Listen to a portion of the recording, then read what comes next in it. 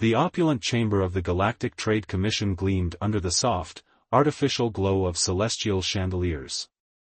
Delegates from dozens of planetary systems sat in rows of floating seats, murmuring amongst themselves as the latest round of negotiations teetered on the edge of collapse.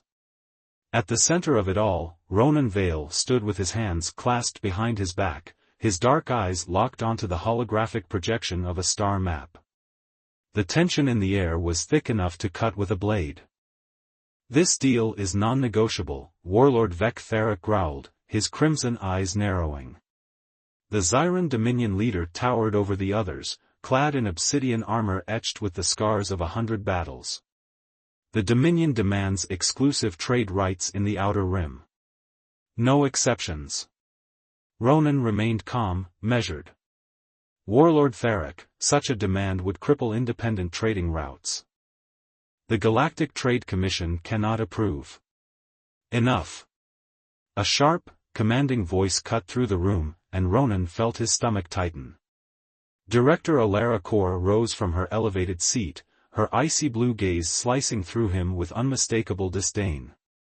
Draped in the flowing silver robes of her office, she carried herself with the authority of someone who had crushed many before him. "Ronan Vale," she said, her voice laced with venom. "You have single-handedly jeopardized this negotiation with your incompetence. The GTC cannot afford your repeated failures." Murmurs rippled through the chamber, whispers of intrigue and anticipation. "Director Kor," Ronan began, keeping his voice steady. "If we give the Dominion full control over those sectors, smaller trade factions will revolt. We risk a war that could." "Enough," she snapped, her tone final.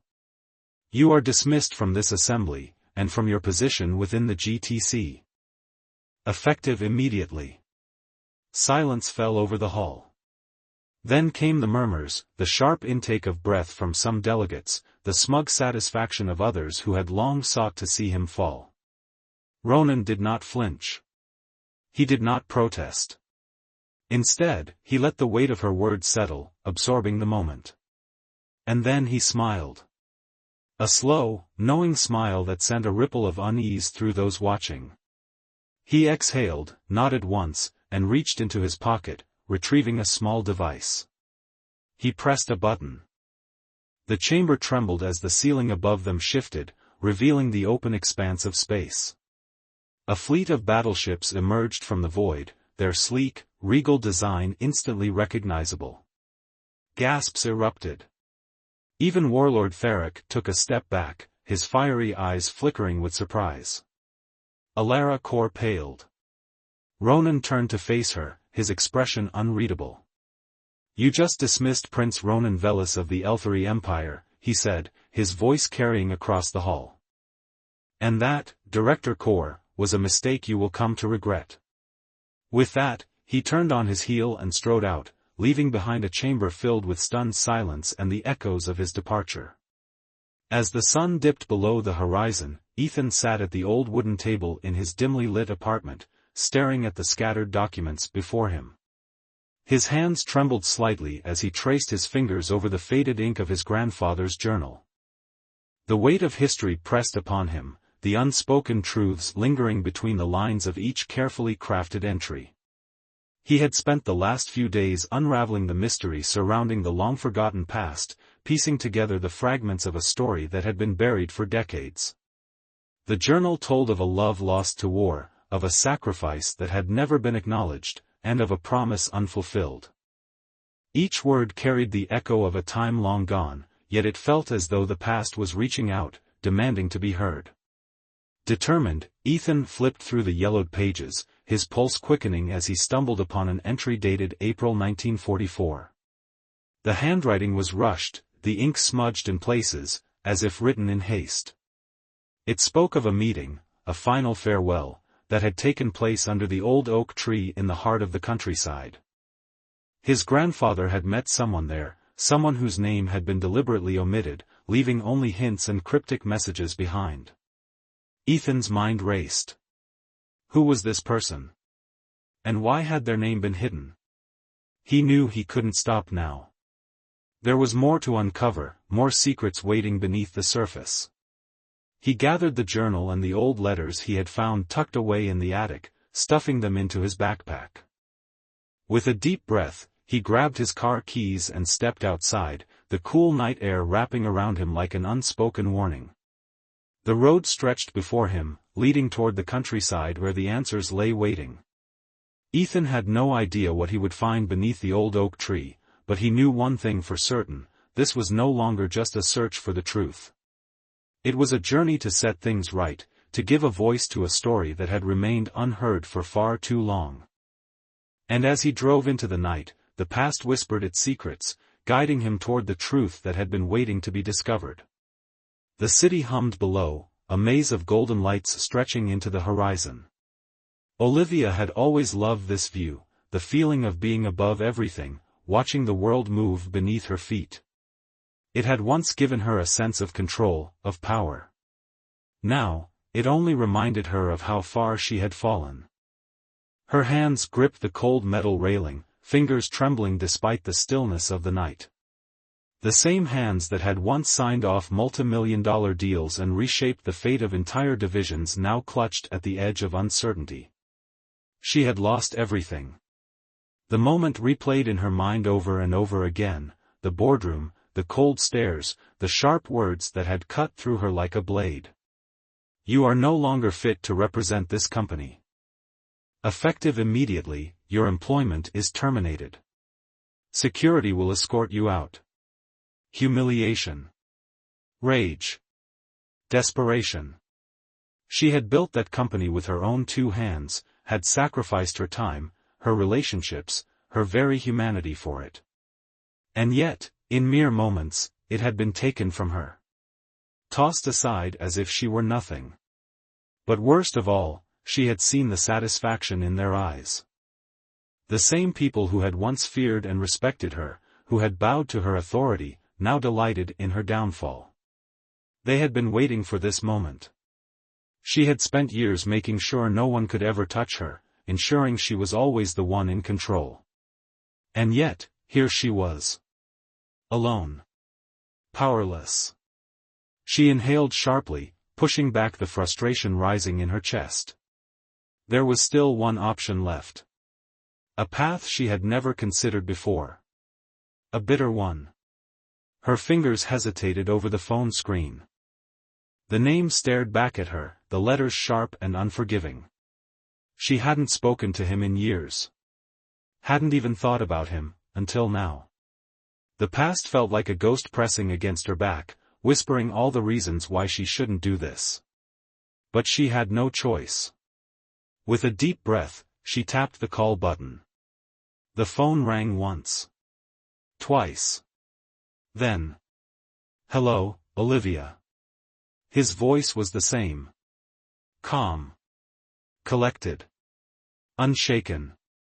For the first time in years, uncertainty slipped into her voice. I need your help. A pause. She could hear the weight of it in the silence, the moment stretching just long enough to remind her that she was no longer the one in control. Finally, he exhaled. I figured you would. The silence between them stretched, heavy with unspoken history. Olivia stood near the window, her fingers gripping the phone tighter than she realized. The city lights blurred in her vision, distorted by the emotions she fought to suppress. I assume this isn't a social call, his voice came through, steady, unreadable. No, she admitted. It's not. There was another pause, and she could almost picture him, sitting in his usual composed manner, his expression unreadable, waiting for her to say what he already suspected. They forced me out, she finally said, her voice sharper than she intended. Everything I built, gone. A quiet sigh. I heard. Of course, he had. He always knew things before they became public. It was one of the reasons she had once respected him, and one of the reasons she had walked away. You said you needed my help, he prompted. Olivia hesitated. The words felt foreign on her tongue, bitter, unwanted. Asking for help had never been her way. She had fought, clawed, and pushed forward on her own. Until now. I want it back, she said, steel edging her voice. All of it. A beat of silence. Then, and you think I'm the one who can make that happen? I know you can, she said. If you wanted to. There was a low chuckle on the other end, one that sent a chill through her. That's a dangerous thing to assume. She swallowed. You owe me. The weight of those 3 words settled between them. He didn't argue. They both knew the truth of it. Meet me tomorrow, he said finally. Same place. The line went dead before she could respond. Olivia exhaled, lowering the phone. Tomorrow. For the first time in a long while, something stirred in her chest. Not hope, something sharper. Determination. The air inside the dimly lit restaurant was thick with murmured conversations and the clinking of glassware. Olivia stepped inside, scanning the familiar surroundings. It had been years since she last set foot here, but nothing had changed, the same worn leather booths, the same faint scent of aged whiskey and expensive deals being made in the shadows. She spotted him immediately. He sat at their usual corner table, his back to the wall, watching the room like he always did. A glass of scotch rested in front of him, untouched. You came, he said as she slid into the seat across from him. You gave me no choice, she countered. A ghost of a smile touched his lips. You always have a choice. Olivia ignored the comment, leaning in slightly. Tell me what you know. He studied her for a long moment before reaching into his jacket and pulling out a slim, black folder.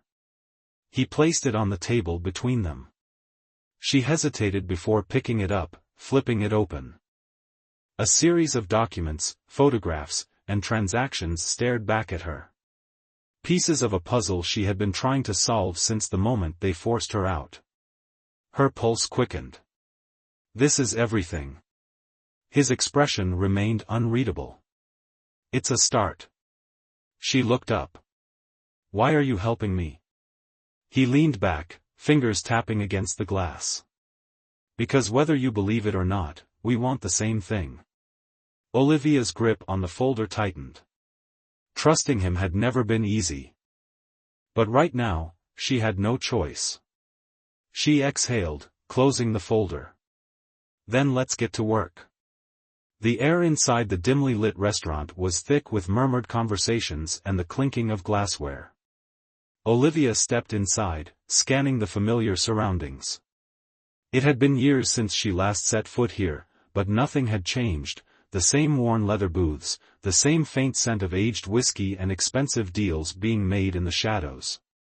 She spotted him immediately.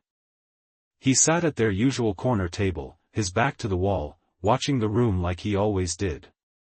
A glass of scotch rested in front of him, untouched. The faint glow from the hanging lamp above cast sharp shadows over his features, making him look even more guarded than usual. You came, he said as she slid into the seat across from him. You gave me no choice, she countered, keeping her voice low. A ghost of a smile touched his lips. You always have a choice.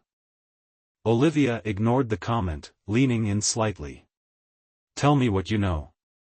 He studied her for a long moment before reaching into his jacket and pulling out a slim, black folder. He placed it on the table between them, his fingers lingering on the cover for just a second longer than necessary. She hesitated before picking it up, flipping it open. A series of documents, photographs, and transactions stared back at her. Pieces of a puzzle she had been trying to solve since the moment they forced her out. A familiar face stared back at her from one of the photographs, and her stomach twisted. This was bigger than she had anticipated. Her pulse quickened. This is everything. His expression remained unreadable. It's a start.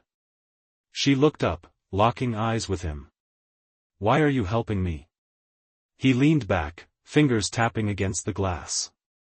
Because whether you believe it or not, we want the same thing. Olivia's grip on the folder tightened. Trusting him had never been easy. But right now, she had no choice. She exhaled, closing the folder. Then let's get to work. He nodded but didn't move. Instead, his gaze flickered past her for a split second. Olivia caught the subtle shift and instinctively tensed. Something was wrong. What is it? She asked under her breath.